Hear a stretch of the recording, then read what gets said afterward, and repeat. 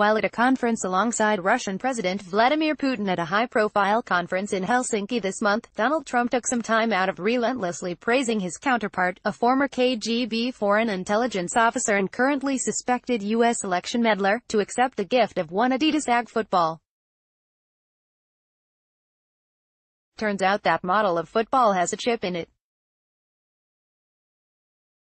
Per a report in Bloomberg, said football carries markings identifying it as part of a line with a built-in chip with a tiny antenna, albeit one ostensibly designed by Adidas, not a basement lab at GRU headquarters.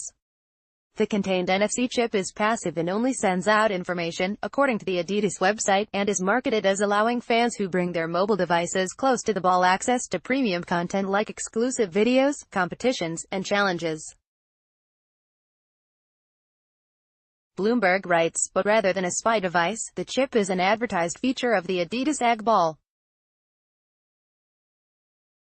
Photographs from the news conference in Helsinki, where Putin handed the ball to Trump, show it bore a logo for a near-field communication tag.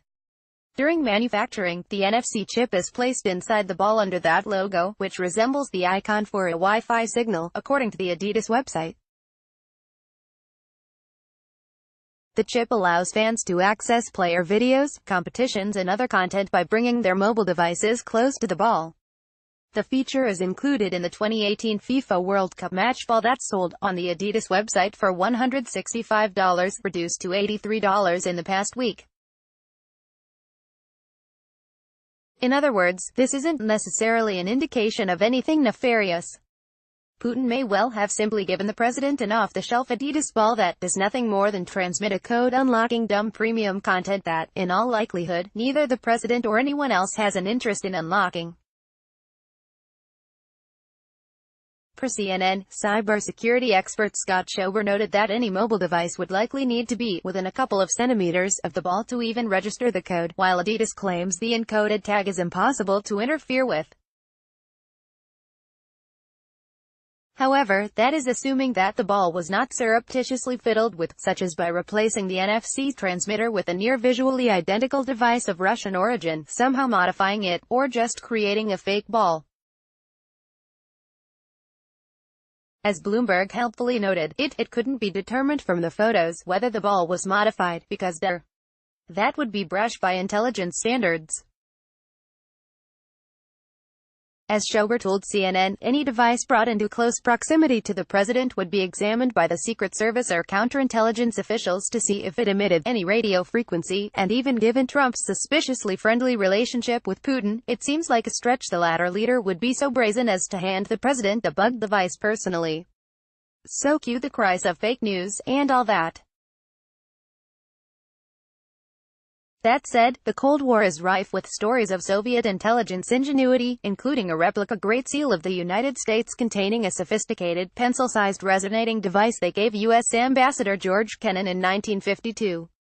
Dubbed The Thing, its operation, powered by KGB technicians in a nearby building who targeted it with microwaves, was only discovered when a British radio operator heard Kennan's conversations being broadcast on an open channel. Bloomberg concluded that one kind of attack, in which the NFC chip could be modified or replaced to redirect a user to a malicious URL, is probably not happening. However, such a multi-stepped attack via a soccer ball seems unlikely, said Linus Newman, a spokesman for the Hamburg-based Chaos Computer Club, a hacker collective that for decades has exposed weaknesses in German banking, government and other computer systems.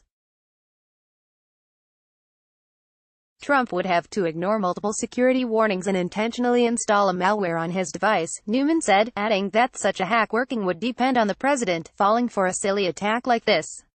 In one sense, that's ominous, given the American president does not know how cybersecurity works and is basically the number one guy who would fall for something silly, but in another sense, it's reassuring, given the near certainty Trump does not know how to install an app on his phone.